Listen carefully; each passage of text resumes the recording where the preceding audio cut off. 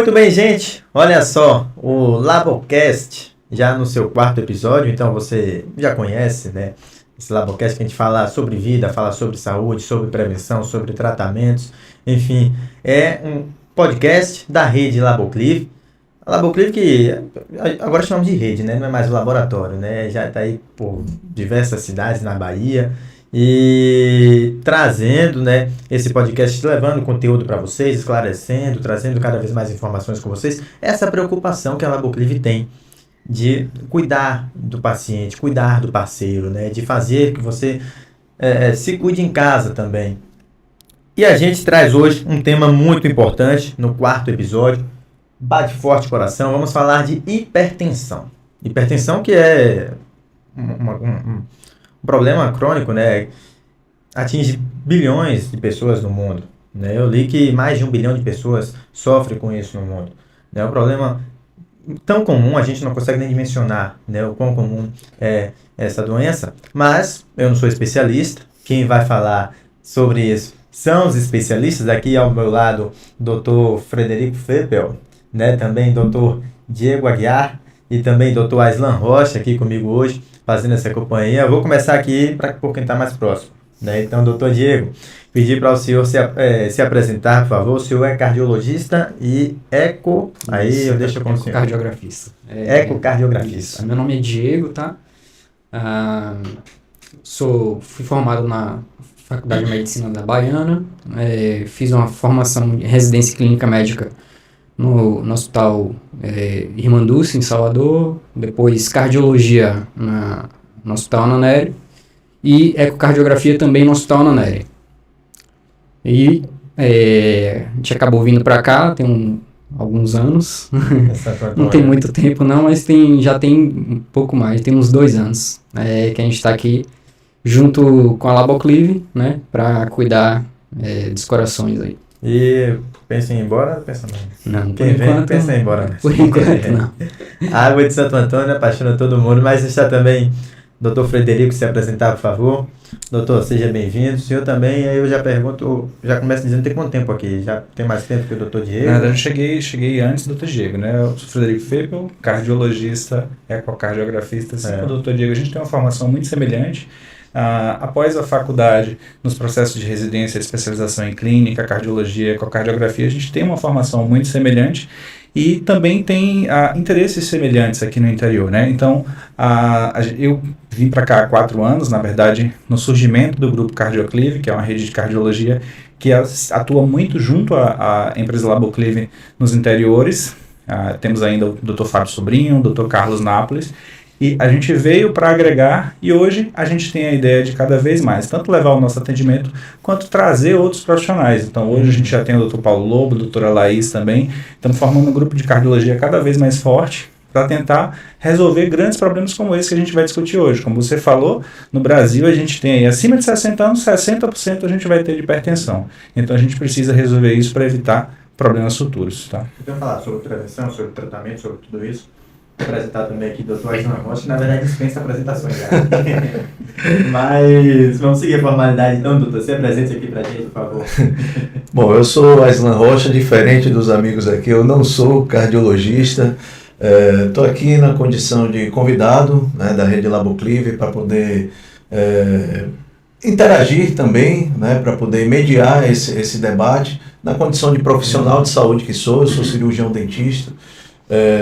Já há alguns anos, bem mais, né, de carreira do que os amigos que estão aqui presentes, e também estou na condição de estudante de medicina, né, interno aqui dos meus professores, já perto de formar e desde o início da graduação a gente já passa a ter contato com esse tema que vai ser abordado aqui hoje, justamente pela sua relevância, né, porque como o Dr. Fred falou, pode chamar de Fred? Pode.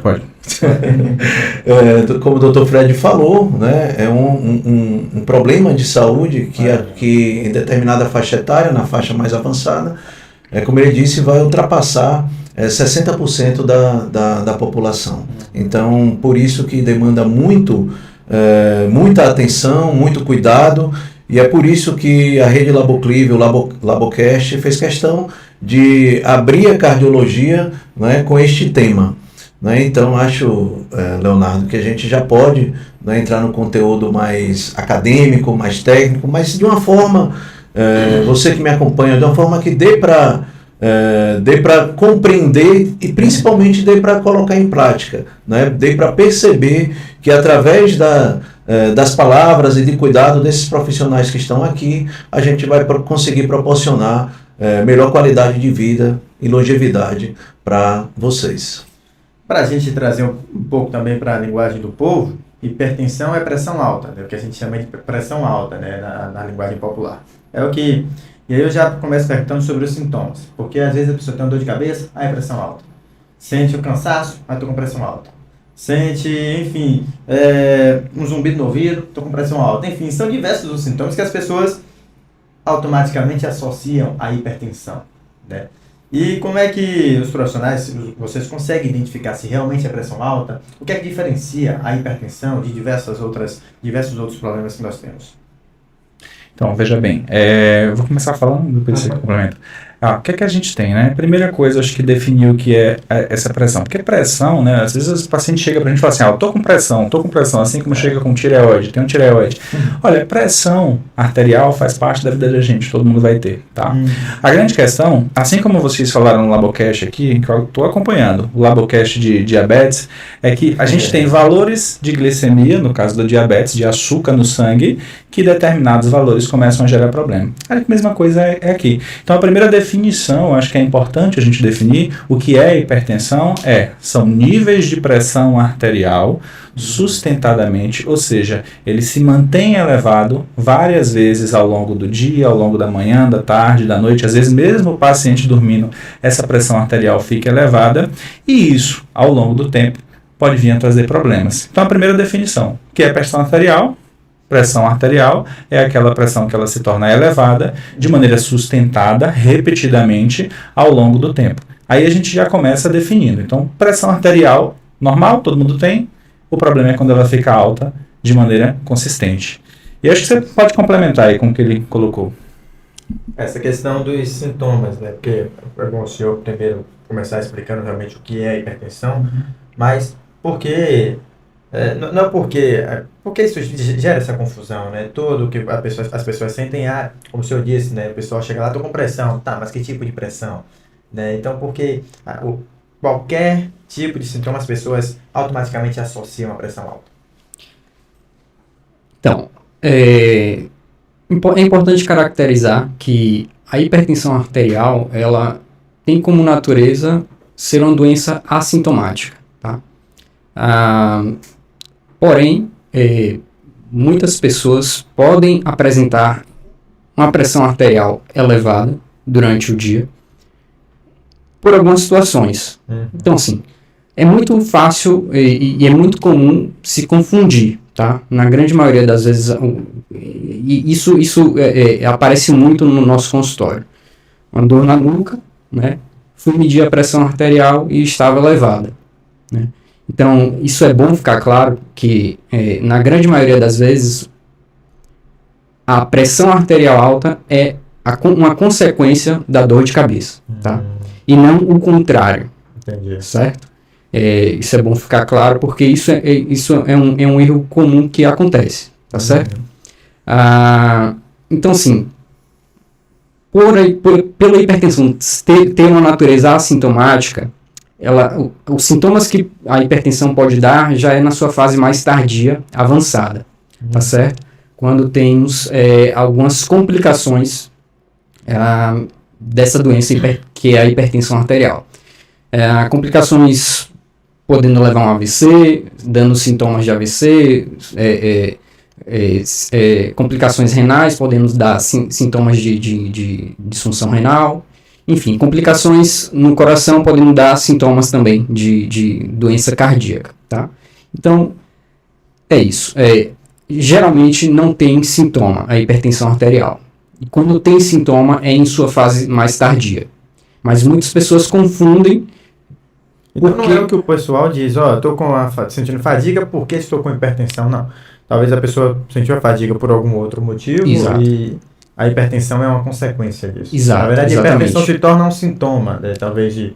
Não um sintoma, né, mas uma consequência. A palavra Então, realmente é Na essa. verdade, a pressão elevada daquele momento é o que ele percebe. Isso. Né? Ele teve alguma coisa, fez um esforço físico, teve uma preocupação, está passando por um estresse, a pressão se eleva e ele percebe algum outro efeito que Sim. foi desencadeado pela elevação momentânea da pressão, diferente do que o Dr. Exato. Fred falou aqui, que a hipertensão arterial, enquanto uma doença, né, é aquela que se mantém sustentada mesmo o paciente, como ele exemplificou, às vezes até dormindo. Você vai lá, mede a pressão do indivíduo, ele está com a pressão elevada, mesmo dormindo. Então, é isso. Assim, algumas situações fazem com que haja uma reação do nosso organismo e essa reação do nosso organismo faz a pressão ficar elevada. Por exemplo, dor é uma dessas coisas que alteram o nosso organismo, ativam o sistema simpático e isso faz com que a pressão fique Se eleva. elevada naquele momento. Mas como a Islã falou, né, geralmente ela fica ali naquele momento. Né? Então, o que é diferente da hipertensão arterial de verdade é aquela que se mantém, como o Fred comentou logo no início. Né? A doença hipertensão ela é uma pressão arterial elevada de forma sustentável. E aí, doutor Diego, é assim, que é uma coisa, inclusive, até mais comum de a gente encontrar no dia a dia. Eu que agora estou na condição de interno, estou estagiando na saúde da família, estou no posto de saúde. A gente tem que fazer outro podcast para falar sobre isso. É contar, né? Como é que o cirurgião, o dentista, como foi a vida dele na faculdade de medicina. Mas vamos lá, o que é muito comum? Além de situações como essa, mas é mais comum ainda você receber um paciente que veio, às vezes, até por outro motivo, né? Não por causa da pressão, mas você vai lá, faz uma aferição, né? Você, tá elevada. Você faz uma segundo aqueles critérios que vocês me ensinaram, né? Como segunda medida e tal, e aí você constata que, de fato, ele é um paciente hipertenso ou hipertensa. E aí, na hora de você dar a notícia, o que é mais comum é a pessoa dizer, mas como assim? Eu não sinto nada, né? Eu não sinto nada, ou seja, assintomático, como o doutor Diego acabou de falar. É importante considerar, Aslan, só interrompendo um pouquinho, que assim, pode dar dor de cabeça? Pode, tá? Mas é uma situação menor, menos frequente, né? Então, elevações muito rápidas, muito súbitas da pressão arterial, pode dar dor de cabeça? Sim, pode, tá? Sim. Mas o mais comum que o Diego está colocando, porque o que é que a gente precisa entender? Eu falei no início aqui que o conceito de hipertensão é quando a pressão é alta, de maneira sustentada, várias vezes. Agora eu pergunto para vocês, alguém acorda de manhã, bem, porque é uma sexta-feira, hoje a gente já talvez não vá trabalhar mais, não é o meu caso, mas no fim de semana vamos aproveitar, e aí, já que eu estou feliz agora, eu vou medir a pressão. Alguém faz isso? Realmente. Evidente que não. Realmente. Quando é que a pessoa mede a pressão? Quando ela está com algum problema. Então ela começou a ter uma dor de cabeça, alguma coisa, ela vai lá e vai medir a pressão. Observe, muitas vezes este paciente, ele já está com a pressão alta ao longo da semana inteira, dos meses, dos anos, mas ele percebeu agora, porque ele foi medir a pressão, porque ele sentiu uma dor de cabeça. Então, o que a gente quer dizer, e que fique aqui bem claro, porque isso é muito comum nos nossos consultórios, né? Eu fico brincando que aqui o regional é muito diferente. Tem determinadas localidades que tem mais hipertensão, outras doenças de Chagas, outras mais infarto. E os locais que tem muita hipertensão aqui, eu tenho pacientes meus que chegam no consultório com 27 de pressão, que alguém pode achar um absurdo, valor normal lá, né, que todo mundo conhece até 12, 13. 27, nossa, o paciente não sente nada. O paciente vem muitas vezes por outro motivo, ou porque alguém aferiu em algum momento, e aí está alto. Essa pressão não está alta agora, essa pressão está alta há muito tempo, só que por conta dessa característica assintomática ele não vê. E o que o Diego falou é importante também, é que assim, veja bem, existem, muitas vezes o paciente ele vai desenvolver a consequência da hipertensão. Então, qual é o sintoma? O paciente chega pra gente porque teve um derrame, ficou com o lado do corpo esquecido, e aí chegou no hospital, viu que a pressão estava alta, aí alguém falou para ele, você já tem pressão alta. Ele falou, mas eu nunca tive pressão alta. Mas você olhou quantas vezes? Nenhuma. Sim. Então, essa é a grande questão. É essa questão. E às vezes o paciente desenvolve cansaço, ele pode cansar por conta de pressão? Pode, em fases mais tardias, quando o coração começa a ter o sofrimento daquela hipertensão. Então ele já tem uma insuficiência cardíaca. Então é preciso entender que nas fases iniciais, que é onde a gente tem que agir para evitar a complicação, ela na maioria das vezes é assintomática, o paciente não percebe. É por isso que a gente tem que intervir. Tá? Agora, doutor, a gente desconstruiu então essa questão que eu trouxe, né, dos sintomas da hipertensão, no caso é o contrário, mas quais seriam então as consequências de uma hipertensão? Isso pode gerar outro tipo de consequência, outro tipo de impacto no corpo? Por exemplo, esse paciente que chegou lá com 27, o que é que essa pressão elevada, 27, pode causar nesse paciente? Leonardo, me permita só um parêntese, né, para a gente tentar seguir uma linha de raciocínio aqui. Aquele paciente que o senhor diagnosticou ali naquele momento com a hipertensão arterial, e que ele falou, poxa, mas eu nunca senti nada, e você vai explicar isso que você acabou de explicar, e aí ele já está convencido que ele precisa seguir as suas orientações, mas ele vai te fazer uma pergunta. Doutor, por que eu? Né? O que é que fez com que ele tivesse esse diagnóstico? Por que ele tem pressão alta? E aí depois... O que é que motivou? Pronto. Acho interessante isso, né? Porque muitas vezes o paciente chega, até falando assim, o que é que a gente tem genética, né? Assim, minha mãe tem, meu pai tem, eu tenho uma chance de ter? Tem uma chance maior de ter. Tá? Mas assim, a gente não tem... Quando a gente fala de genética, que é uma ciência muito boa, que hoje está cada vez mais em voga, a gente tem que a influência genética ela deve beirar ali em torno de 30%, 40%, 50%. E não há um gene específico que vai te dizer que é hipertensão. Por quê? Porque a hipertensão é uma doença que ela sim tem cunho hereditário, ou seja, se os meus pais, meus avós tiveram, eu tenho uma chance de ter, mas essa chance, ela não é só por fatores genéticos passados por eles para mim, mas ela também é o fator da relação do cotidiano. Então, muitas vezes você fala assim, a família inteira é hipertensa, mas a mesma família inteira tem um consumo excessivo de sal, é a mesma família que tem um consumo excessivo de alimentos que muitas vezes não estão ali aquele sal, eu não boto sal na comida, mas o alimento carrega muito sódio, é a mesma família que é sedentária, com obesidade, então é o fator hereditário, sim, de passagem, mas também a relação com o ambiente que traz muito. E que as famílias normalmente vão ter relações muito próximas. Os hábitos e vai passando de geração para geração. Exatamente, né? Os hábitos, né? E aí quando chega lá na frente que a gente vai ter esse achado, né, de hipertensão. Então, o que é que causa, né? Por que eu tenho hipertensão?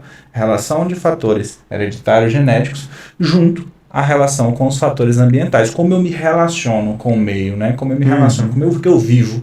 Isso é que vai me trazer situações de hipertensão. Existem fatores diversos que podem aumentar a chance disso, né?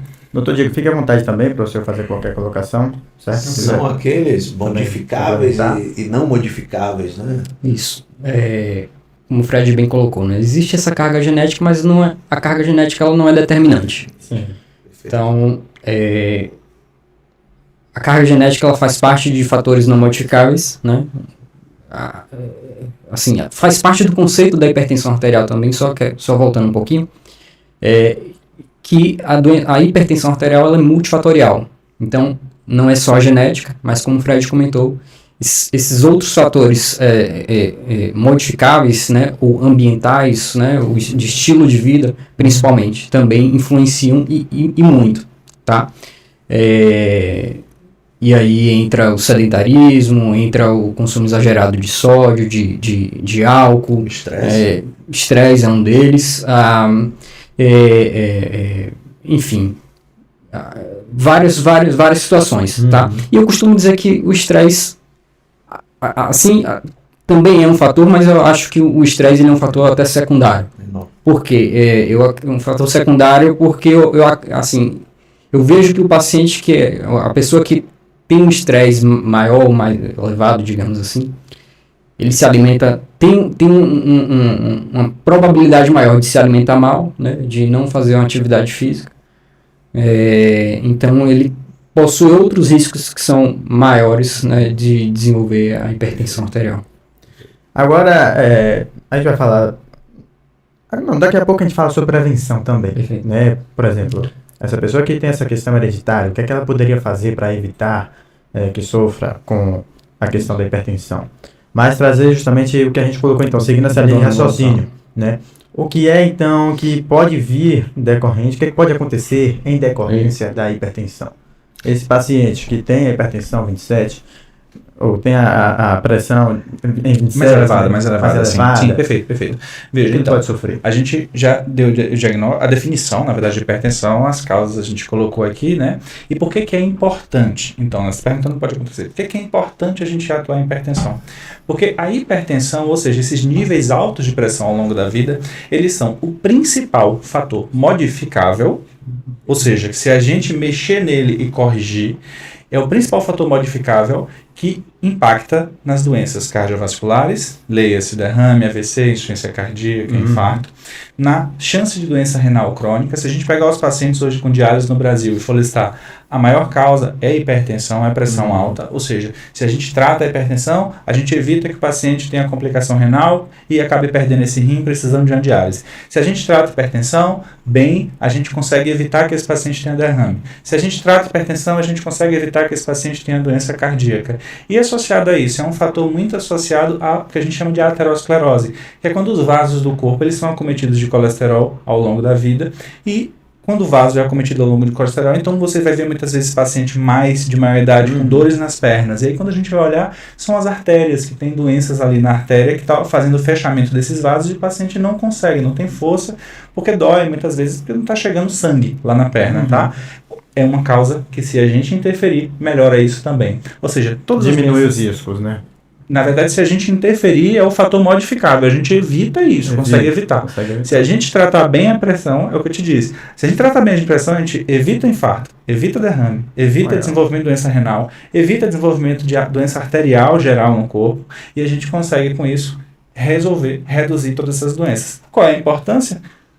Isso é uma coisa que a gente brinca, né? Vamos lá, então. A gente chega lá no PSF, a gente está brincando porque quando a gente veio para cá, só para explicar, ele falou assim, eu tenho que voltar para botar uma gravata porque para ficar perto de vocês.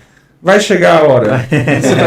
Esses internos ainda não. A gente está brincando, claro que grande tempo aí. Mas voltando aqui então, sobre a questão da hipertensão. Se a gente tratar ela bem, por que é importante a gente tratar? Porque qual é a doença que mais mata no mundo? Tirando trauma, acidente, quais são as doenças que mais matam? Se eu fizesse essa pergunta aqui, qual que vocês me responderiam aí? Tirando Diego... E o interno. Já passou por essa fase. Qual que você acha que é a doença, assim, se a gente fosse olhar agora, assim, qual a doença mais importante, que mais mata? Cara, eu diria que problemas cardíacos, de modo geral, talvez, né? Porque eu vejo muitos mal súbitos, né? Pessoas sofrendo com mal súbito, aí nas ruas, infarto, enfim. Mas... problemas cardíacos de modo geral, mas não se determinar uma. Acertou. Na verdade, veja, a grande questão é que muitas vezes as pessoas olham, por exemplo, para as doenças oncológicas, para câncer, como a causa de que mais mata. Realmente. Porque quando a gente olha para a nossa família, muitas vezes a gente acaba se acalentando mais com aqueles casos de câncer. Comove mais, sem dúvida. Porque normalmente são pessoas que... Eu entendo que realmente... Comove porque sofre. Pode falar aqui. Mas só comentar, se comove, né? Mas porque sofre mesmo, então talvez chama mais atenção. Impacta, né? Porque realmente a questão do mal súbito é o que acontece de uma hora para outra. Talvez eu tenha essa percepção por conta do blog, então eu vejo com mais frequência esses casos. Mas as pessoas realmente comentam mais nas ruas. Fulano tá com câncer, fulano tá sofrendo de tal tipo de doença, câncer em tal região do corpo e tal. Realmente, é o que se comenta, o que mais se fala, né? Mas, continue. Então, seria... Pois é, mas as doenças cardiovasculares são as mais importantes, que a gente precisa mais tratar, porque são a maior causa de óbito no mundo, quando a gente vai considerar todas as idades, idade geral, tá? Claro, se a gente pegar os pacientes mais jovens, a gente vai mudar isso e tirando trauma também dos acidentes na jogada. Mas, enfim, então, ou seja, se eu tenho um fator que, se eu modificar, evita essa doença que mais mata, que mais leva à debilidade das pessoas, aí está a importância, né? A gente precisa identificar bem, tratar bem, para que a gente evite logo na prevenção, exatamente. Para que a gente evite isso. Doutor Islan, agora... Um comentário ainda nesse raciocínio aí. É muito comum, assim, a hipertensão as pessoas têm associado muito com, tipo, como se fosse natural se transformar em um hipertenso, né? Eu sou dentista, vocês sabem, né? Então, especialmente no início da carreira, que a realidade no início da minha carreira era um pouco diferente da de hoje, mas ainda hoje é comum as pessoas de mais idade dizerem, assim, acharem normal não ter dentes. Entendeu? Sim. Então, olha, perdeu ao longo da vida, por qualquer motivo que seja, mas chega com ativo, né? E sem dentes, e eu proponho, não, vamos botar dente para reabilitar e tal. Não, doutor, mas nessa idade, tipo, é normal não ter dente. E aí, nesse mesmo consultório, quando o primeiro contato do paciente, que eu pergunto para ele, olha, você faz algum tratamento médico? Não, você tem algum problema de saúde? Não. Você faz uso de alguma medicação? Eu tomo losartana. Ou seja, é hipertenso, mas ele entende como uma coisa normal. Normal, né? Algo- E aí, já pegando o gancho disso, aquele paciente, doutor, que ficou surpreso por receber o diagnóstico da hipertensão, né? Ficou curioso porque que aconteceu com ele, e agora ele está interessado em ficar curado. Ele quer se curar. É possível? Então, é isso, né? Só voltando, assim, por ser uma doença muito comum na nossa sociedade, né? De uma forma geral, no mundo inteiro, como o Léo comentou aqui logo no início, mais de 1 bilhão de pessoas no mundo são acometidas pela hipertensão arterial. Acaba que as pessoas podem negligenciar, né? E dessa forma se tornando suscetíveis às complicações que essa doença pode gerar, né? Então, é uma excelente pergunta, comentário, Aislan, que de fato a hipertensão arterial não tem cura, né? Faz parte também desse contexto. Para não generalizar, na grande maioria das vezes a hipertensão arterial não tem cura, exceto em algumas situações pontuais, causas secundárias de hipertensão arterial, enfim. Na grande maioria das vezes ela não tem cura. Essa que acomete mais de 1 bilhão de pessoas. Exato. Não tem cura, mas como o Fred comentou, é controlável. E isso a gente precisa ter em mente, né? E não negligenciar. São diversas as complicações, das mais graves possíveis, mas é um fator de risco que é controlável, não é um fator de risco cardiovascular controlável. Agora, uma pergunta talvez leiga aqui, tá? Mas assim, não tem cura. Por exemplo, o câncer não tem cura, mas há esforços e há a possibilidade de que se descubra uma cura para o câncer. A hipertensão não tem cura porque a ciência ainda não descobriu, ou por ser algo natural, de repente, algo normal do funcionamento? Isso é porque é natural da doença, tá certo? Não, e o câncer tem cura, tá? Alguns determinados cânceres têm cura, tá? Verdade. Só para não ficar a informação aí. Mas, assim, faz parte da natureza da hipertensão arterial ela ser mais controlável, né? E algumas situações pode até não demandar de medicações, tá? A gente consegue controlar a hipertensão arterial com medidas não farmacológicas. De novo, na grande maioria das vezes, a hipertensão arterial necessitará de medicações. Isso é o geral, tá? Mas em algumas situações pontuais de menor risco, a gente consegue controlar com mudança de estilo de vida, atividade física, que a gente pode comentar um pouco depois também. Mas é isso, ela não tem cura pela sua natureza, mas é um fator de risco controlável. A gente vai falar sobre isso, sobre questão de estilo de vida, de hábitos, na verdade, já pincelamos isso. Agora, o que eu tenho notado bastante, o Dr. Aislan, o Dr. Fred, na verdade, falou, o Dr. Aislan complementou, 60% das pessoas que têm mais de 60 anos, né, sofrem com hipertensão. Mas eu tenho notado que muitos jovens também têm sofrido com doenças cardiovasculares, né, com problemas que podem, né, vocês me digam se é ou não é, ser ocasionados por conta da hipertensão. Pronto, Vocês têm notado isso nos consultórios, né, esse crescimento de pessoas jovens buscando por esse tipo de, enfim, por essa situação? Pronto, aí eu acho que é interessante a gente definir, lá atrás a gente definiu o que é hipertensão, que é aquela pressão alta sustentadamente elevada. E aí a gente precisa definir que existem alguns tipos que a gente chama dentro da medicina de hipertensão, tá? Como o Diego comentou aqui, existe uma hipertensão que a gente chama de secundária. Eu não vou me ater muito aqui a termos técnicos, mas essa hipertensão, ela é o quê? Ela é uma doença, outra doença, que está provocando que essa pressão fique alta? Existem desde doenças hormonais, por exemplo, pacientes que têm problemas de tireoide, isso pode acontecer, pacientes que têm problemas de alguns tumores orgânicos, pode acontecer, pacientes que nasceram com algumas malformações vasculares, isso pode acontecer também, tá? Só que assim, isso é uma minoria, 5 a 10% dos pacientes que têm hipertensão vão ter esse tipo de hipertensão. E aí, a importância de passar pelo profissional. Muitas vezes, a hipertensão ele é tratada pelo clínico, o clínico pode suspeitar disso e, quando necessário, pedir a opinião e o auxílio do cardiologista. Então, assim, quando é que a gente vai suspeitar? Então vamos lá, eu tenho uma hipertensão que é secundária a determinadas doenças, e eu tenho essa hipertensão que é a mais comum, que é a que a gente tem, que é o que a gente está discutindo aqui, do senhorzinho que vai chegar lá no consultório. Mas assim, o que é que a gente tem... Senhorzinho, eu olhei pra você. Não, na verdade foi porque você tinha sinalizado, que o senhorzinho chegou no consultório do dentista. Um dia você chega lá, A gente... tudo bem. Mas enfim, voltando. Tranquilo, é o podcast. É vontade. Destaque, ele vai se ver.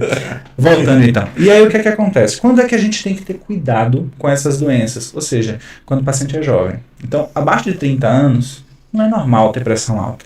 Não é normal.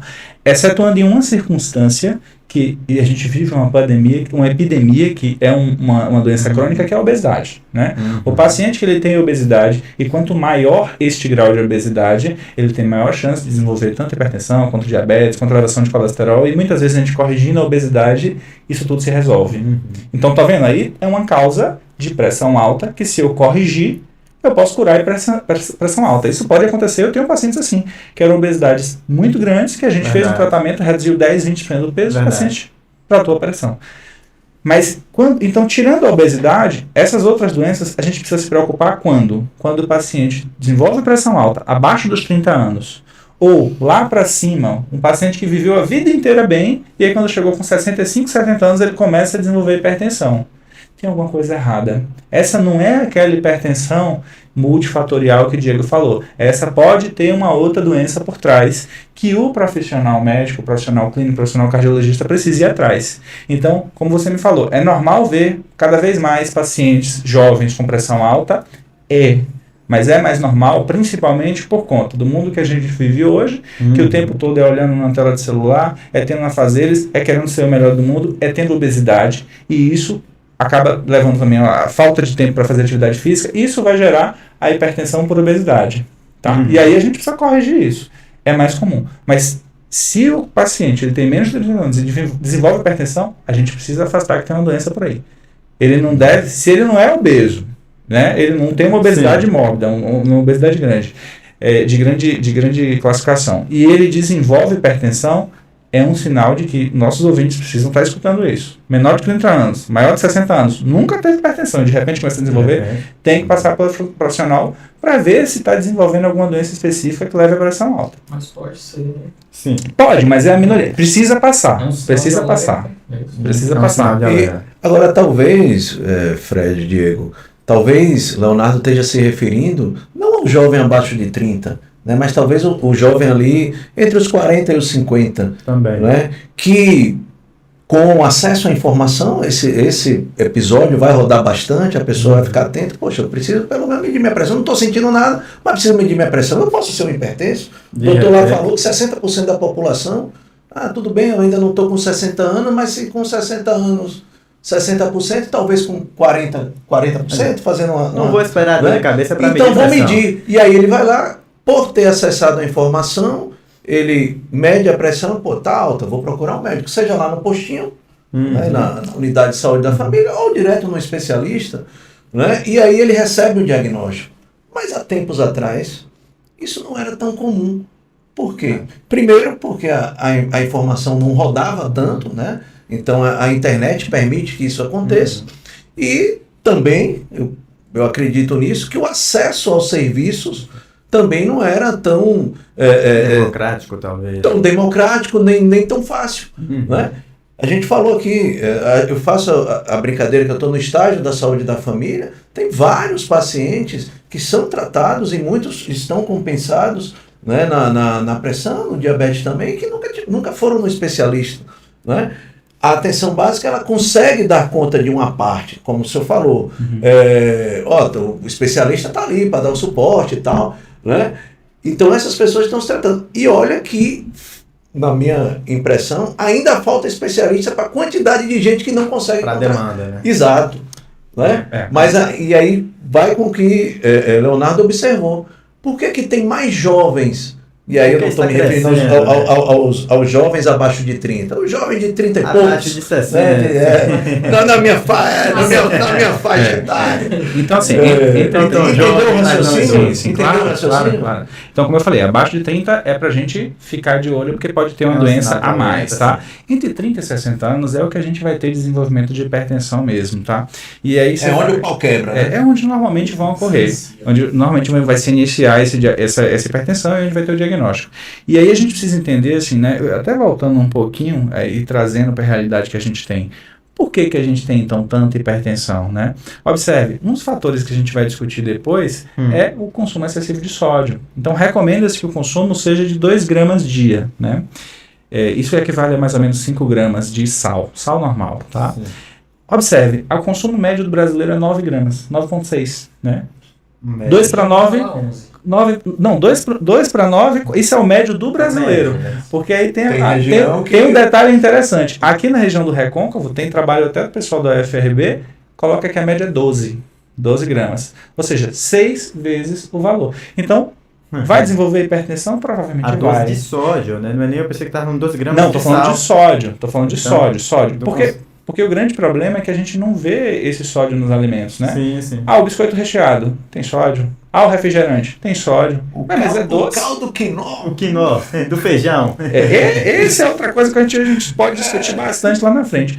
Mas assim, então é preciso entender que essa faixa etária de 30 a 60 anos é onde vai desenvolver, é onde a gente tem uma prevalência no Brasil de que 30% das medidas de pressão, por qualquer motivo, a gente acaba diagnosticando e tendo essa prevalência, e 30% da população é hipertensa, e que quando a gente vai aumentando a idade, esses fatores acumulados ao longo da vida é o que a gente falou, aquele dado inicial. Acima de 65, em torno de 60%. Acima de 70, em torno de 70% dos pacientes não tem. Então vai ser muito comum você, por exemplo, 70%. Se todos nós aqui da sala chegássemos a 70 anos, pelo menos mais da metade, né? 3 vão ter hipertensão. Se não, já tem. Então essa é a importância que a gente precisa ficar batendo nisso. E essa é a faixa etária. Todo mundo ficou me olhando, cara. Essa é a faixa etária. A câmera viu. Essa é a câmera do médico, não precisa falar. Mas, então, essa é a grande questão. Entre 30 e 60 anos é essa faixa etária importante. Acima de 60 anos, se ocorrer, abaixo de 30 anos, se ocorrer, aí a gente tem que investigar com um pouquinho mais de cuidado, porque pode ser outro tipo de pressão alta. Deixa eu trazer aqui... Não, então conclua, doutor. Só ia chamar a atenção, né, assim, que você falou, muitos jovens, de fato, desenvolvendo problemas cardiovasculares, né? Então, assim, isso, embora as mortes por doenças cardiovasculares tenham diminuído, isso se deve muito ao avanço da medicina, né? A incidência, né, a incidência de hipertensão arterial, ou seja, o surgimento de novos pacientes com hipertensão arterial, tem se elevado ao longo do tempo, né? De forma oposta, digamos assim, aos avanços da medicina.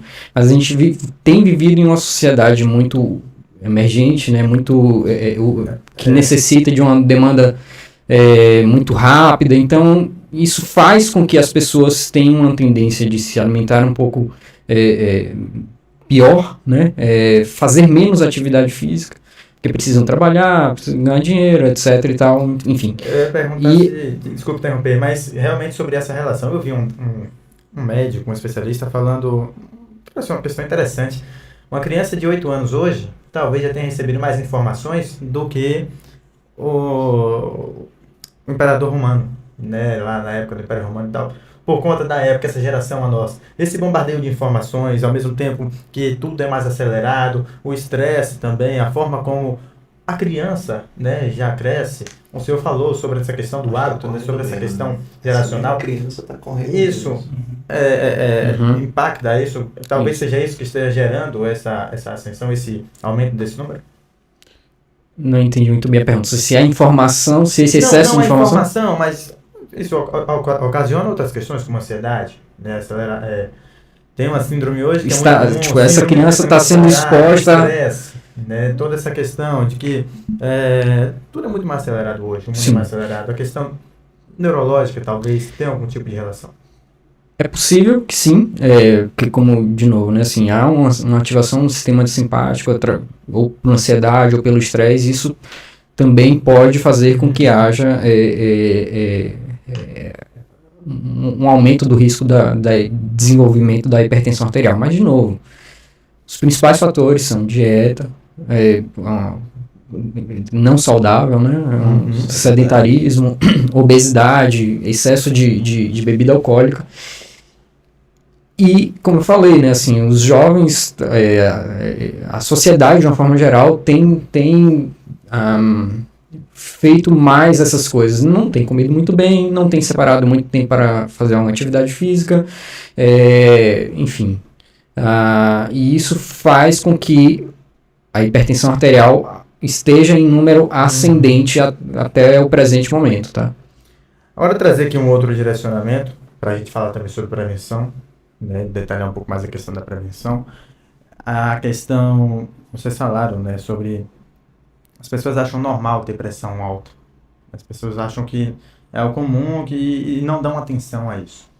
E aí eu trago, talvez seja uma questão dita popular, digamos assim, né, talvez, não sei se há veracidade dessa informação, mas uma pessoa me disse semana passada que um amigo nosso nós perdemos um amigo por infarto, e que ele teria sentido 2 pontadas no coração anteriormente, em situações diferentes e tal.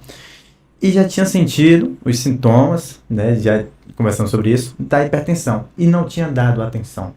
Ele não foi ao médico medir essa pressão, não foi ao médico, achou que a pressão alta era algo comum, que ia passar de um dia para o outro. Estou com a pressão alta hoje, amanhã já vou estar melhor.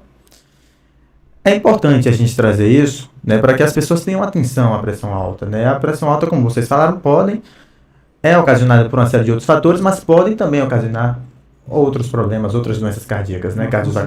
Cardiovasculares. Consequência e causa de doença. Exatamente. Ao mesmo tempo que a consequência pode causar, né?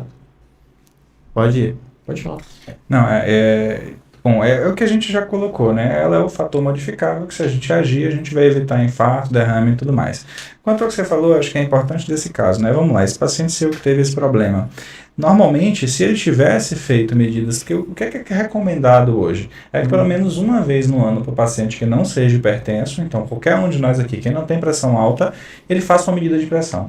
Essa medida de pressão, ela pode ser no consultório médico, com o atendimento de consulta dele, e na verdade o recomendável é que qualquer médico, qualquer profissional de saúde que veja esse paciente dentro do serviço, que faça a medida de pressão, porque, como eu disse, ninguém vai medir a pressão porque está feliz. As pessoas vão medir a pressão ou porque estão com alguma coisa ou porque vão no serviço de saúde. Então é o momento da gente diagnosticar essa doença. Então, se esse paciente ele tivesse feito consultas anuais, muito possivelmente, ou avaliações anuais, ou medições, pelo menos uma vez no ano, em algum momento ele poderia já ter pego pressões mais elevadas, e nisso a gente poderia ter interferido. Aqui é importante, a gente falou, né, níveis altos de pressão, mas a gente não falou o valor de pressão. O que seria, alta, né, pressão alta. Então, assim, 12/8, a partir disso é pressão alta, a partir disso não é. Eu costumo chegar a pacientes falando assim para mim, mulheres normalmente, doutor, minha pressão é baixa. Aí eu já fico achando estranho, né? Mas você sente alguma coisa? Não. Por quê? Sua pressão é quanto? A minha pressão é 11/7. Minha pressão é 10/7. Olha, essa é a pressão ótima de uma mulher. Esse é o nível de pressão. Essa questão de pressão baixa, pressão alta, ficou muito marcada por conta de uma campanha do passado da Sociedade Brasileira de Cardiologia do Eu Sou 12/8.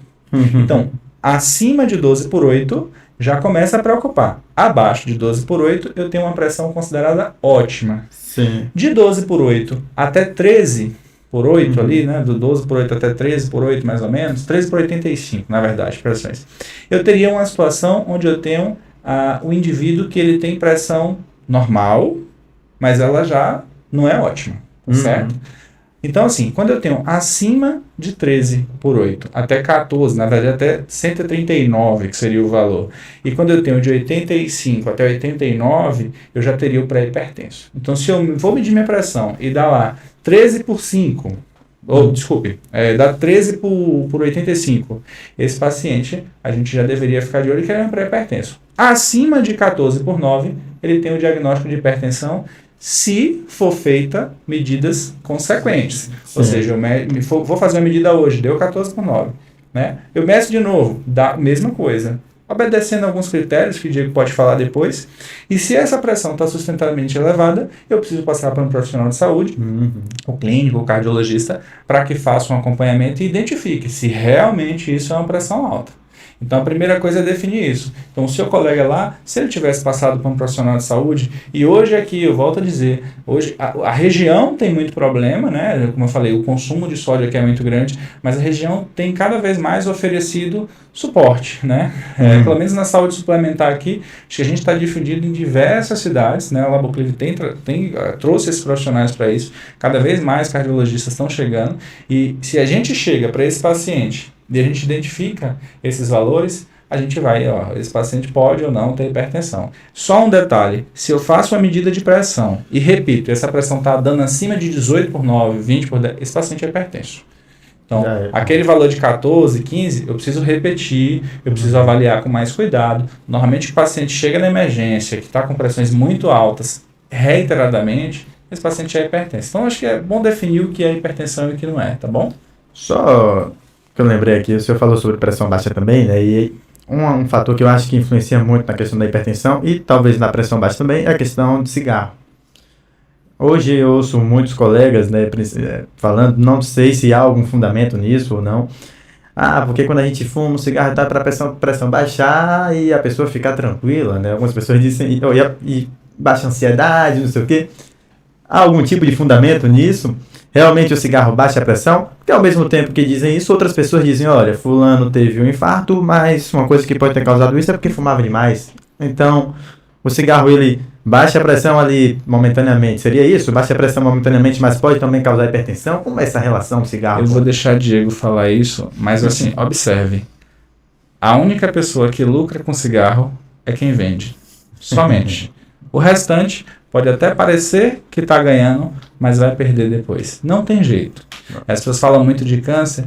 Um dos principais fatores que a gente pode tirar e que a gente pode evitar infarto e derrame é cigarro. Então, assim, não adianta. Esse aí a gente tem que bater e bater com gosto. Não é bater aqui no Aislan não, que está começando agora, mas tem que bater nesse aí. Então, a única pessoa que lucra é cigarro. Essa questão sua, cigarro vai baixar? Não, cigarro não baixa a pressão. Cigarro não baixa a pressão. Deixar de fumar vai baixar a pressão? Um paciente que fuma muito? Não necessariamente. O fumo ele pode aumentar um pouquinho, mas retirar não necessariamente deixa de fumar. Só que tem um detalhe. Deixar de fumar é uma das principais coisas que a gente tem que fazer no paciente que tem pressão alta. Por quê?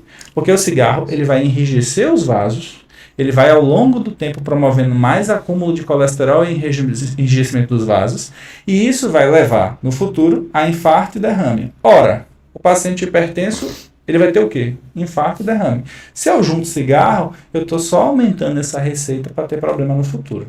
Então, assim, essa questão, eu relaxo... Não é bem por aí. Esquece, não é bem por aí. É muito mais uma sensação do que uma realidade mesmo, tá? Mas a gente precisa evitar por conta dessas questões, tá? Doutor Diego. Não, é isso aí mesmo, não tem muito o que comentar. Essa na imagem, então, que o doutor Felipe disse, né? Mas eu acho curioso isso, né? Porque as pessoas, talvez seja essa busca para... As pessoas sabem, na verdade, há atrás das cartelas, né? Os sinais.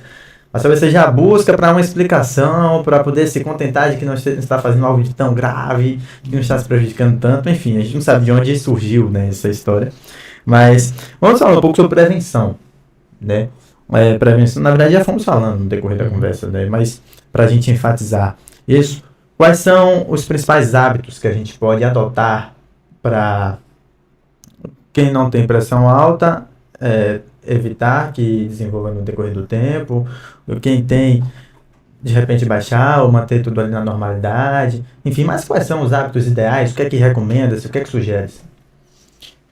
Perfeito, né? Então, como uma doença multifatorial, voltando, tem os fatores que são modificáveis, e esses a gente não tem como modificar, no sentido literal da palavra, né? Os não modificáveis. Não modificáveis.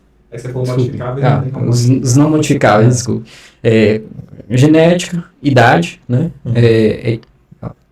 para algumas localidades a etnia também faz parte, né? Então isso a gente não tem como mexer, né?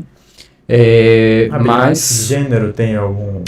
Gênero também é um fator não modificável, né? Quem, de fato, teria mais tendência. Pessoas do sexo masculino têm um risco maior de desenvolver hipertensão arterial, e isso é válido, só um parênteses, na grande maioria da população, exceto quando nos tornamos mais velhos, que aí pode haver uma certa inversão, tá? Pacientes muito idosos, aí no sexo feminino podem desenvolver, ter um risco maior de desenvolver hipertensão arterial. Enfim, mas é isso, a gente tem que atuar naqueles fatores que são modificáveis, né? Que a gente já cansou de falar aqui, mas é importante a gente cansar de falar e bater na mesma tecla, né? Ter uma alimentação saudável, existem diversas dietas que estão disponíveis, mas a gente precisa tomar os cuidados, né? Não é toda dieta que serve para as mesmas pessoas, né? Então, é super importante nesse sentido um acompanhamento com um profissional nutricionista, tá? Para orientar melhor em relação à alimentação para a prevenção da hipertensão arterial, e também para aqueles hipertensos, né, que vão necessitar de redução de risco cardiovascular, né? Então, dieta é uma das coisas, né? Isso... Só complementando dieta aqui. Sobre a dieta, que a gente já falou. Então, o que a gente precisa mais fazer em nível de hipertensão, reduzir sódio, e na verdade a gente deveria ingerir mais potássio, digamos assim, né? A gente muda esses eletrólitos, esses nomezinhos. Sódio tá onde? Sódio tá no sal de cozinha? Tá no sal de cozinha. Mas tá onde mais? Tá no caldo quinó, tá naquele tempero completo. Não usa o sal, usa o caldo quinó e tempero completo. A quantidade de sal é muito alta. Muito maior, a pessoa nem sabe. Tá nos alimentos industrializados em geral, praticamente tem sódio em tudo. Agora, onde é que estão os alimentos ricos em potássio? Tá nos vegetais, tá nas frutas, nas leguminosas. Então, pelo menos 5 porções de frutas e leguminosas ao dia seria o recomendado. Reduzir, pelo menos, né? E a gente sempre pede para que faça o acompanhamento com o nutricionista. Hoje é muito acessível, esse profissional, ele é muito importante no lidar dessas doenças crônicas, e a gente sempre pede o acompanhamento. Mas essas noções é preciso ter. Então, reduzir os alimentos industrializados, que em geral carregam muito sódio, e colocar mais alimentos naturais, frescos, que tem muito mais potássio e que acaba protegendo mais. Então, acho que dieta entra muito por aí, tá bom? E se eu trocar o sal de cozinha branco pelo sal rosa do Himalaia? Mesma coisa. Não vai fazer muita diferença no que toca a hipertensão. Gasta um pouquinho mais. No que toca a hipertensão não vai fazer muita coisa. O que você poderia falar, existem alguns sais especiais hoje fora do Brasil que atuam, eles são mais ricos em potássio. E existem alguns preparados que a gente chama, até a Sociedade Brasileira de Cardiologia tem alguns posts em relação a isso, que é sobre sais aromatizados, sobre sais, como é que são? Que eles fazem associações do sal normal com coentro desidratado, salsinha desidratado, eles fazem uma complementação, uma combinação ali, e aí o paciente utilizando aquilo, no final das contas ele vai ingerir menos sódio. Tá? Mas é uma estratégia. Essa questão de qual tipo de sal, para mim é a mesma coisa de qual tipo de açúcar. O açúcar que você está tomando, se é o mascavo, se é o demerara, se é o branco, no final das contas, para o diabético ele tem que reduzir, e aliás, para a população geral deveria reduzir também. A gente está falando da prevenção, então é isso. Sim, reduzir a ingestão de sódio / sal, né? Esse é um dos fatores. Então, outro fator, a atividade física, né, que a gente já comentou, o que é preconizado, que é recomendado é que os indivíduos, para deixarem de ser sedentários, pratiquem atividade física por no mínimo 150 minutos por semana, né? Isso aí vai equivaler mais ou menos a uns 30 minutos, 5 vezes ao dia. Ou 5 vezes por semana, 30 minutos. Tô trocando tudo aqui, mas é isso. Vamos voltar lá só para não ficar desinformado. 30 minutos. Vamos melhorar o corte, vamos lá. 30 minutos, 5 vezes por semana, 50 minutos, 3 vezes por semana. Tá? Pronto. Mas óbvio, isso pode variar. Então, isso é o mínimo recomendado para deixar de ser sedentário, tá certo? Doutor, mas eu vou para o trabalho todo dia de manhã de bicicleta. Vou de manhã e volto de noite de bicicleta e levo 40 minutos para ir e 40 para voltar. Pode entrar na conta? Faz muito bem, tá? Entra na conta, mas ainda assim é importante você ter a sua rotina de separar um tempo para essa realização de atividade física, tá? Mas sim, obviamente, você fazer 40 minutos... O esforço físico que põe a atividade física. Então, assim, é muito melhor do que se você fosse de carro ou de moto, estar ali parado, né? Então, assim, isso conta sim. E, doutor, então, eu faço 1h30 de academia... De academia não, mas corri 1h30 uma vez por semana, os 150 minutos de vez. Caminhei e corri ali. Deu 90, viu? Dá aí 90. Só deu 90 minutos, você faz a sua conta direito. Pronto, 2 vezes por semana. Mas serve? Serviria nesse caso? 2 vezes por semana a pessoa tentar fazer de segunda e quinta? Ou é melhor fracionar e fazer menos, mas quantidade maior de dias? Atividade física, ela é constância. Então, assim, se você me falar assim, que é melhor fazer desta forma, um dia na semana ou nada, existem trabalhos demonstrando que é melhor fazer dessa forma. Se você puder fracionar isso, e assim, essa recomendação que o Diego coloca é a que a gente tem na diretriz, que é o documento que a gente tem de hipertensão, para quando a gente vai estudar, para passar aos pacientes, existe um documento para isso. E esses 150 minutos, ele era uma recomendação que provavelmente nos próximos anos vai mudar. Porque a gente já sabe que se a gente puxar um pouquinho mais, 150 para 300, alguns outros trabalhos de publicações relacionadas à reabilitação cardiovascular, entre outros, estão colocando que quanto mais tempo de atividade física, melhor. Essa atividade física, a gente sempre coloca que ela pode sim ser feita como atividade física, mas o que ele falou, o que o Aislan falou é importante, que assim, muitas vezes chega o nosso paciente que trabalhou na roça a vida inteira e que continua lidando na roça. E às vezes até o filho dele chega e fala comigo assim, poxa doutor, mas ele ainda faz as coisinhas na roça e tal. Eu falei, vamos com calma, deixa ele fazer, porque isso muitas vezes está protegendo ele. Sim, porque o paciente que está lá na roça, ele não é um paciente que você vai falar assim para ele, você agora vai fazer o crossfit que o Diego faz. Imagina seu José, de 65 anos, eu falando que seu José, que mora numa roça a 8 km de estrada do chão, ele vai ter que fazer academia e crossfit. Não, ele não vai, não adianta, mas ele... sendo ativo na roça, ele fazendo a caminhadinha dele entre os morros, indo lá, fazendo a enxadinha dele, desde que ele não tenha uma doença específica que proíba, o que na verdade que restrinja isso, é benéfico. E é esse paciente que a gente vê no dia a dia, né? Então, a gente costuma muito mais ver hipertensão até mais descontrolada nos pacientes que não fazem. Que muitas vezes eram os pacientes que moravam na roça, trabalharam a vida inteira na roça, agora moram na cidade, ficam mais paradinhos. Até é interessante que há 2 semanas o Dr. Paulo, que é um dos cardiologistas do grupo também, o Dr. Paulo, acho que atua em Amargosa aqui em Santo Antônio com a gente, ele publicou algumas coisinhas lá no Instagram dele, rede social, ele gosta disso. Eu não consigo... ainda fazer do jeito que ele forma, trazer a ciência para a rede social. Mas ele publicou um estudo que é interessante, que coloca que quanto mais tempo sentado, aumenta a mortalidade cardiovascular. Então, mesmo no paciente, no indivíduo, que ele faz atividade física, quanto mais tempo ele fica sentado, ali naquele mesmice. Por exemplo, nossos trabalhos hoje, né? A gente tem um trabalho que é muito sentado. Então, o ideal é que a cada determinados períodos você levantasse, fizesse alongamentos, atividades, além da atividade física que você já faz. Então, o que você perguntou, vale fazer uma vez na semana? Vale. Se fizer toda semana, melhor. É a mesma coisa que o paciente chega para mim, então eu vou começar a caminhar. Minhas pacientes no interior são bem assim, vou começar a caminhar. Aí, tá bom, tudo bem, vamos começar a caminhar. Aí quando ela volta para mim, ela fala, doutor, mas essa semana não fui nenhum dia porque choveu todos. Choveu o dia inteiro.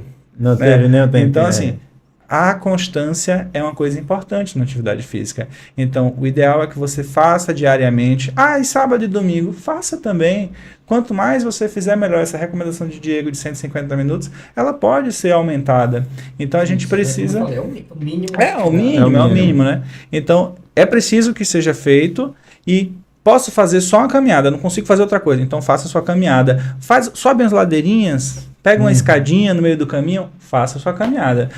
Consigo fazer uma academia. Então é melhor ainda. Vamos fazer uma academia, vamos fazer a caminhada. Não consigo fazer, mas eu tenho acesso a Pilates. Vamos fazer o Pilates. A gente tem que estimular a atividade física, né? Cada vez mais, principalmente nessa sociedade que a gente vai vivendo dessas informações que você falou aqui. A gente não usa essas informações, são informações Verdade. muitas vezes descartáveis, e acaba ocupando o nosso tempo para a gente fazer coisas que na verdade são importantes.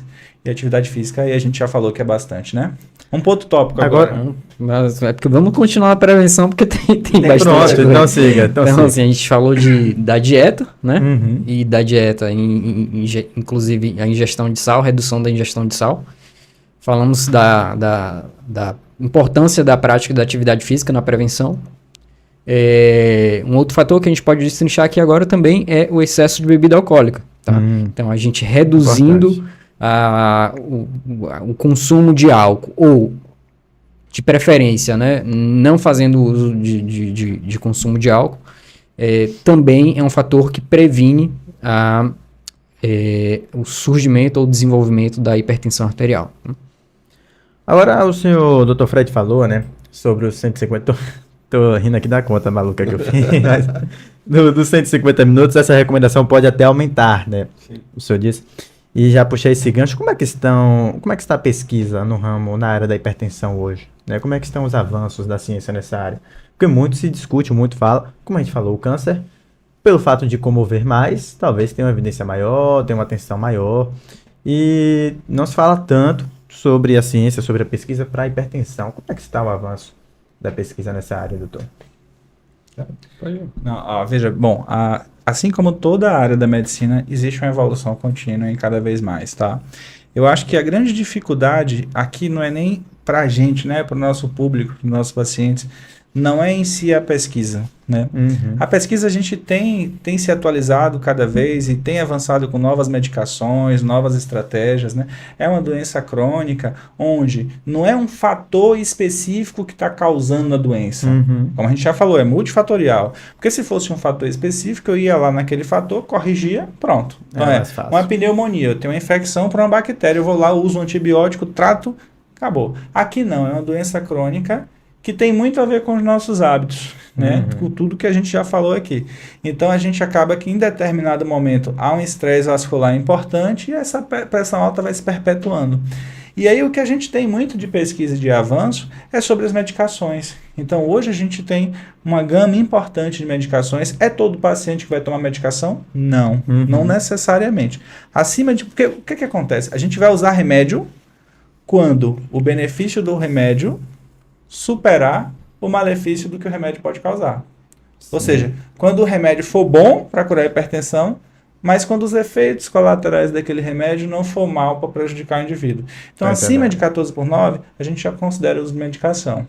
Tá? E hoje a gente tem inúmeras medicações. Então, eu sempre coloco que, salvo raras exceções, não existe pressão que não se controla. Salvo raras exceções. Agora, claro, o paciente pode usar 3, 4, 5 medicações, mas continua comendo muito sódio, sedentário, sem fazer atividade, não fazendo tudo aquilo. Comendo água. Vai ser cada vez mais necessário o uso de medicação. Se ele fizer tudo aquilo, ele vai continuar com remédio, naquele que a gente já colocou remédio. Mas ele, às vezes, a gente vai poupar. A gente não vai usar tanta medicação. Pode diminuir. Doses menores. Isso, exatamente. E aqui é uma coisa importante, né? Acho que eu não vou nem falar agora, deixar para um encerramento, de repente, sobre os cuidados que a gente tem que ter com esse tratamento. Não vamos entrar também em medicamento. Mas, assim, pesquisa existe, muito boa, só que a gente tem a dificuldade de trazer para a prática, né? Então, a gente tem dificuldade, muitas vezes, até falo, né, que a cardiologia ganharia muito mais se a gente tivesse mais profissionais atuando com essa população. Então, se a minha população, o meu paciente, pudesse fazer mais atividade física, tivesse mais acesso a isso, tivesse mais acesso à alimentação, a esclarecimento, isso seria muito útil para a gente. Então, se os nutricionistas atuassem, os educadores físicos, fisioterapeutas, enfim. Doutor Diego. Então, assim, é importante a conscientização, né? Isso que Fred falou, né? Assim, a pesquisa existe, a ciência se desenvolve, as medicações melhoram, tem um alto potencial de redução de hipertensão arterial. Como o Fred falou, também, assim, muitos pacientes, a maioria dos pacientes, a gente vai conseguir controlar a hipertensão arterial, mas é preciso a conscientização, né? É preciso a participação daquele paciente que já é hipertenso, de se conscientizar que tem a doença e trabalhar em prol de si mesmo, né, para que ele não venha a ter problemas. Nesse caso, quem futuros. mais pode fazer, quem mais pode ajudar é o próprio paciente. Exato. O próprio Assim, paciente, existe algo que, uma frase que eu já ouvi em podcast de cardiologia que a gente escuta bastante, é que o herói da doença aguda é o médico, ou seja, no trauma, o paciente vai precisar de uma cirurgia rápida, enfim, tem alguma complicação ali muito aguda, vai na emergência por alguma situação que ocorreu ali, o médico consegue salvar aquele paciente, né, uma boa parte das vezes. Então o herói da doença aguda é o médico, mas o herói da doença crônica é o paciente, porque ele precisa se conscientizar que ele tem a doença, ele é um agente modificador da sua própria saúde, né? Ele precisa se conscientizar e precisa participar desse processo de tratamento, que não é só medicamentoso, né? A gente precisa deixar isso muito claro, né? Não é só medicamentoso, existem diversas situações que o paciente precisa melhorar no seu modo de viver para que venha conseguir controlar a hipertensão arterial. Apenas complementando, doutor, o Labocast cumpre um papel importante nisso, no momento em que traz essas informações de qualidade, né, propagada aqui por especialistas. Então, observe que mais cedo a gente falou que muitos pacientes não têm acesso ao especialista, né, que pese vocês estarem disponíveis em várias cidades aqui da região, né, estarem bastante acessados, né, com agenda, né, bem movimentada. Mas ainda assim muita gente não consegue chegar. Então um programa como esse, um podcast como esse, né, também cumpre um papel importante. Então você que está tendo acesso agora a essa informação, propague, né, para sua família, para seus amigos, para suas redes sociais, né, para que elas também possam acessar essa informação de qualidade. Acho que esse é um dos principais pontos, né, que esse movimento que a gente faz aqui, com certeza, que a rede Laboclive faz e que os profissionais, né, do seu corpo clínico fazem, de se disponibilizar, né, no nosso caso aqui, sexta-feira à noite, né, para poder estar aqui, né, trazendo informação, conteúdo de qualidade. Então essa é também uma das formas de prevenção, né? Informar, né? Exatamente, você dar acesso à informação àqueles que precisam, né? Perfeito. Seja através da mídia televisiva, seja através da internet, enfim, seja de ações de saúde promovidas pelo governo, pela rede privada, como a Laboclive vem fazendo. Então, dar acesso à informação às pessoas é um modo de prevenção também. Agora, para a hipertensão. Acho que se, obviamente, tiver algum assunto, alguma parte desse tema que vocês entendam como interessante, que ainda não foi falado, acredito que a hora seja essa. Isso, eu ia falar que, bom, sempre que a gente finaliza eu fico com medo de, será que eu deixei de perguntar alguma coisa? Então, mas esse é o momento, né? Vocês sabem o que é importante, o que não é importante. Se tiver alguma informação importante que a gente não disse aqui, fiquem à vontade para a gente trazer. Uma que eu acho que é muito corriqueiro também, né? Porque os pacientes, eles se conhecem, né? Eles conversam, eles falam, comparam as receitas, por que a minha receita tem 3 e a dele tem 1? Acho que seria interessante a gente passar alguma coisa sobre isso. E alguma coisa também que foi falado aqui sobre o consumo excessivo de álcool, né? E que uma das perguntas mais frequentes no consultório é: doutor, posso beber? Então dá essa complementada aí. E outra, pode beber no dia que toma remédio? É extremamente importante. Eu tenho uma relação muito próxima com meus pacientes em consultório e eles perguntam, claro, tudo isso realmente. E assim como eu estou sendo franco aqui, eu sou franco lá, tá? Eu sempre falo com o meu paciente assim, ó, você nunca vai ouvir de mim que você pode beber. Você nunca vai ouvir de mim que você pode beber. E o paciente que bebe, ele já vai saber que na conversa da consulta com ele eu já faço, ó, se for beber, beba a menor quantidade possível e não deixe de tomar seu remédio, tá? Isso é importante. Eu até brinco com o meu paciente assim, ó, se for o caso, não tiver jeito, você pode tomar o seu remédio com a cachaça. Não, troca água e pode tomar com a cachaça. Não é para fazer isso. Mas, se for para deixar de tomar, é melhor que tome. Por quê? Porque, como o Diego tinha comentado no tópico de prevenção, o uso crônico de álcool, acima de 30 gramas dia, e a gente coloca assim, acima de 2 taças de vinho, 2 latinhas de cerveja, em homens, e assim, quanto maior a idade, menor isso também, mulheres pela metade, quanto maior a idade a gente reduz também, mas já pode desenvolver uma elevação maior de pressão. Então, se eu vou beber e eu deixo de tomar meu medicamento de pressão, vai subir. E essas oscilações, essas subidas, é o que leva o paciente para o hospital, é o que faz o paciente ter mais derrame. Então a gente precisa evitar isso sobremaneira, tá? Então assim, não é para beber, assim, não vai ouvir de mim que pode beber. Sim. Se for beber, o médico não está mandando ninguém beber. Não. Isso, Se tá bem for claro, beber, exatamente. Se for beber, a menor quantidade possível e não deixar de tomar os remédios, porque existe esse aforismo, não posso beber e tomar o remédio porque eu vou fazer mal. Isso é verdade para alguns antibióticos, é verdade para algumas medicações, mas para esses de pressão eu prefiro que ele tome sem dúvida. Você entendeu que aqui é uma provocação, né? Não é eu tô achando que você é hipertenso. Eu tô achando que você já toma algumas medicações. Eu vou pro show do Safadão no sábado, não vou tomar remédio não, que eu vou tomar uma lá. Tá certo isso, doutor? Não, você vai tomar o remédio e pode ir pro seu show de Safadão. Inclusive, a gente falou do fator de prevenção, a gente estava contando aqui no dedo, né? A alimentação, a atividade física, o álcool, um consumo menor. E às vezes é importante, porque alguns pacientes vão chegar pra gente, doutor, mas eu assisti hoje na televisão e vi que um consumo de uma taça de vinho pode me proteger do coração.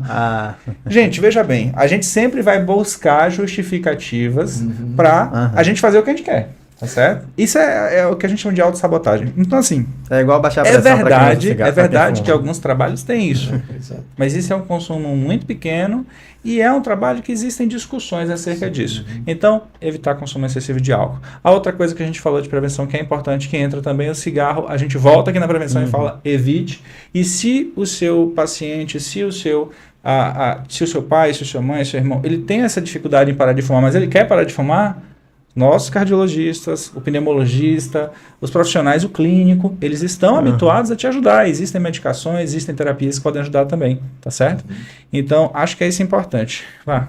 Última coisa, de fato, que eu gostaria de comentar, assim, também, como um fator de prevenção, é importante lembrar a espiritualidade, né? Também é algo que você se desenvolver ali, ter um momento espiritual, enfim... isso já tem trabalhos demonstrando que pode também a hipertensão arterial, tá? Interessante, importante isso aí, né? Eu só gostaria de complementar essa espiritualidade em qualquer, tá? O que importa é você ter o seu convívio, o seu social. Eu sou evangélico, eu sou católico, eu sou de religiões africanas, qualquer uma. É a sua fé, é você se ocupar, é aquilo que a gente falou, do que a gente pode fazer para aliviar o estresse. Isso é uma forma de aliviar o estresse. Buscar essas respostas, atividades de meditação. Eu não rezo, mas eu medito. Isso ajuda, com certeza ajuda muito, tá? E nessa vida que a gente vive hoje, eu sempre coloco assim que o que a gente precisa é organizar a nossa vida. Né? Então a gente nunca tem tempo para nada, mas escutando algumas psicólogas também da Sociedade Brasileira de Hipertensão, a gente vê que precisa tentar organizar a vida. Hoje minha vida está bagunçada. O que aconteceu? Eu ganhei peso, dirigindo muito, trabalhando muito. Então a gente precisa parar e falar assim, não, eu preciso organizar a minha vida. Porque esse tempo você vai ganhar para você. Agora, sobre mensagens finais, uma coisa importante, né? Que o paciente sempre fala assim, ele está tomando medicamento, né? E aí eu vou perguntar agora eu vou fazer o contrário, né? Aislan, então, você chegou lá no PSF e o seu paciente quer saber porque ele está tomando o remédio e a pressão dele está dando 12/8. A gente falou que 12/8 está ótima. E aí ele quer suspender o remédio. E aí? Bom, eu diria para ele o seguinte, que ele conseguiu, né, chegar na meta dele, ou num nível pressórico, né, entendido como satisfatório, graças a esse cuidado. Né? Assim, se ele é um paciente que está eu diria, opinião do interno, mas se ele está em monoterapia, né, e ele tem um bom controle ali do estilo de vida, no que diz respeito à prática de atividade física, alimentação, né, consumo pouco ou nada de álcool, não é fumante, não é tabagista, e várias medidas, repito, ele com uma dose baixa de um único medicamento e ele assim manifesta o desejo de deixar de usar, isso é uma opinião minha, a gente pode tentar, uma opinião. Agora, se for um paciente de uma terapia medicamentosa de 2, 3, às vezes 4 medicamentos, e ele está conseguindo compensar e mantendo ali, eu não vejo. Mas me corrija aí. Depois, e se eu falei alguma bobagem, a gente consegue editar depois. O que eu nem interno diria, depois dessa conversa aqui, tiro não. Vai diminuindo, mas continue monitorando.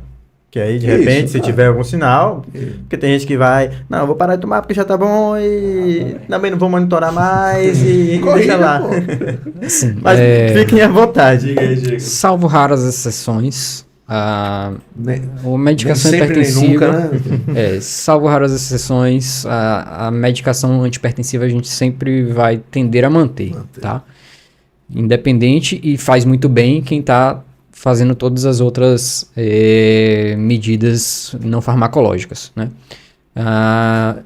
Porque, de novo, a hipertensão ela não tem cura, ela é controlável, e a pressão alta não é um sintoma como febre que a gente sente e toma remédio, não é dor que a gente sente e toma remédio. As medidas que a gente faz, as medicações que a gente usa é para que a pressão arterial ela não venha a subir, né? A gente não quer que a pressão arterial fique alta. Então, não é para a gente tomar a medicação só quando a pressão arterial sobe, né? Pelo contrário, a gente vai tomar quando a pressão arterial estiver ainda dentro do normal para que ela não venha a subir. Novamente. Exatamente, porque quem tem hipertensão, tem hipertensão. Né? Se tirar as medidas, se tirar o remédio, a pressão arterial vai subir. Ele não está hipertenso, ele é. Exato. Né? Portanto, e se ele foi um dia, ele vai ser sempre. Isso é importante, assim, se o paciente tem o tratamento dele, ele deve discutir sempre com o médico dele, porque é preciso lembrar, vocês falaram de pesquisa sobre hipertensão. Os medicamentos que a gente usa hoje são medicamentos que eles não agem muitas vezes só naquele dia que ele toma. São medicamentos que eles têm o que a gente chama de efeito de depósito. Quando a gente associa 2, 3 medicamentos, esses medicamentos associados eles podem potencializar o outro. Então é como se um medicamento ajudasse o outro para manter aquela pressão constante mais baixa. Outra coisa, ele está tomando a medicação, eu quero que a pressão dele fique abaixo de 13/8. Então, ela vai... É para ficar dessa forma. Se ele suspender, pode ser que hoje não dê. Ele vai ficar medindo a pressão todo dia, de manhã, tarde, noite? Não. Ele vai se perder, a pressão vai subir e todo aquele trabalho que a gente fez vai ser jogado por água abaixo. Então, se o paciente está bem com 12/8, é para você dar os parabéns para ele, reforçar as medidas não farmacológicas todas, que a gente já colocou, atividade física, alimentação e tudo mais, e falar, continue com a medicação. A gente não vai tirar. Até mesmo porque existe um outro lado aí. Além dessas medicações hoje ter efeito de depósito, muitas dessas medicações, principalmente quando passadas por cardiologistas, elas estão ali não só pela pressão alta, mas por outros fatores que ajudam o paciente. Então a resposta é, doutor, toma um remédio, os remédios que eu tomo, minha pressão tá boa, vou suspender o remédio. Não suspenda. Converse com o seu médico para que você entenda o que a gente está tentando que vocês entendam aqui e que assim você tenha o melhor desfecho. Deixar claro aqui que eu falei isso, o paciente se reportando ao médico. Como se fosse um paciente. Porque eu vi aqui, fez uma medida em casa, 12/8, tá ótimo, não preciso tomar um remédio, posso ir pro show do Safadão. Para ninguém tirar de contexto. Isso. E só para falar em contexto, talvez eu não tenha me entendido aqui, quando eu falei que a gente precisa de mais profissionais, nutricionistas, educadores físicos, fisioterapeutas, é principalmente no âmbito do SUS, no âmbito do público, onde a gente não tem a oferta desse serviço. Então a gente está falando muito aqui de atividade física, alimentação, que são coisas que o paciente pode fazer por si só, mas que se houvesse ajuda desses profissionais, observe, não é que esses profissionais não querem, é que eles não têm essa oportunidade. Então se desse mais oportunidade para eles estarem lá ajudando, a gente teria um sucesso muito maior. É uma doença crônica multifatorial, precisa do paciente principalmente, como o Diego falou, do médico, do fisioterapeuta, do nutricionista, do psicólogo, precisa de um acompanhamento multidisciplinar, educador físico, sem dúvida. Bom, doutores, muito obrigado. Esse foi o... Só Fique à pouquinho vontade. antes, a turma que está nos acompanhando aqui, ou que... Porque antigamente, no tempo que eu dava entrevista para o seu pai, né, a gente ia para a rádio, ia de chinelo, ninguém enxergava a gente, né? Era só a voz, né? Tanto é que achavam que seu tinha pai... essa preocupação. Porque sabe que o nome do pai dele é Léo Valente, Sim, né? sim, e sim. as pessoas que só ouviam a voz, aquele vozeirão, pensavam, pô, Léo Valente deve ser um gigante, né? Mas não, é Léo Valente. Era como um livro, né? Sua imaginação fazia assim. Mas hoje em dia a gente está aqui, as pessoas estão vendo, o Dr. Fred, o Dr. Diego, né? E de repente querem ter um contato mais próximo, né? Onde é que essas pessoas podem encontrar, não só vocês dois, como o grupo CardioClive? Como é que essas pessoas podem acessar esses profissionais? Hoje a gente pode dizer que em toda a região, onde tiver uma Laboclive, muito possivelmente vai ter um cardiologista, tá? Desde que a gente tem o grupo de cardiologia, o CardioClive, tem até o Instagram também já. Falta atualizar algumas coisas, mas a gente tem. Tem. Já existe, né? Até o pai. Foi criado. A gente tem um grupo que só cresce, tá? E que o objetivo é justamente ofertar esse serviço de especialidade de maneira mais fácil no indivíduo na sua própria cidade. Então, salvo pequenas exceções que existem, mas onde tiver uma Laboclive, tem um cardiologista especializado, com título de especialidade, registrado no conselho e com a capacidade de te ajudar. Então, hoje eu estou atuando muito no Baixo Sul, Valença, Gandu, Teolândia, aqui em Santo Antônio. O Diego está por aqui, Nazaré, Valença. A gente tem o Paulo, Amargosa, a Nazaré aqui de Santo Antônio também. Aqui a gente acaba fazendo muito como sede, né? Muitos que vieram para cá moram aqui e atuam em municípios ao redor. E a gente tem também, dentro do grupo da Cardiologia CardioClive, em todo o vale ali do Jequiriçá, a gente tem o Dr. Carlos Napoli, que atua no Jequiriçá, em Umbaíra. Na cidade dele atual, em Jaguaquara, a gente tem o Dr. Fábio Sobrinho, que tem sede em Amargosa, que atua em Amargosa, Mutuípe, e hoje acaba realizando exames especializados em Jequiriçá e Ubaíra, porque todos nós quatro, né, eu, Diego, Carlos e o Fábio, nós temos formação em cardiologia e em ecocardiografia. Paulo também. A rede Laboclive tem quantas unidades hoje? Porque quantas cidades atende é difícil mencionar. Acho que tem unidades em quantas cidades? Peguei. Mas são muitas. Se eu não me engano, 25 ou 26 em 21 ou 22 cidades. Bom, então, algumas estão postos de coleta, né? Isso, mas tem unidades perto de inaugurar, como São Felipe, por exemplo. O presidente Tancredo Neves, na verdade, está em obra lá, mas é porque vai mudar de ponto, né, e ampliando. E não me aperta mais não, velho. Esses detalhes... São Felipe já vai abrir com toda a equipe de cardiologia. Perfeito. A gente já tem toda a equipe na concessão do Almeida e vai abrir em São Felipe. E tem mais uma unidade para abrir aqui em Santo Antônio de Jesus. Sim. Entendeu? Então... Se eu perguntasse quantas cidades atendem, você se sairia mais fácil, né? Dizer, não, aí não dá para mensurar, porque cada unidade atende X cidades, né? Mas se perguntar a quantidade, aí você... Se a gente considerar, por exemplo, que Santo Antônio de Jesus é a capital do Recôncavo... exato, né, atende a diversas cidades da região. Não, certamente tem clientes das cidades onde não tem Laboclive, que se reportam a Santo Antônio de Jesus, e tem clientes, por exemplo, que vão a Conceição do Almeida. Sim. Né? Cliente, por exemplo, até... Como é? Sapeaçu.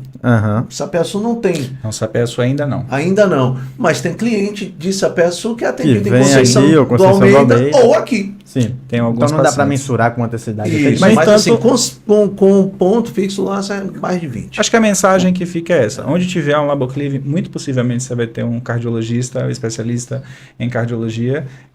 E se você não tiver na sua cidade, muito possivelmente, se tiver uma unidade de Laboclive, você pode inclusive fazer os agendamentos para uma cidade vizinha ou o que for mais fácil para você.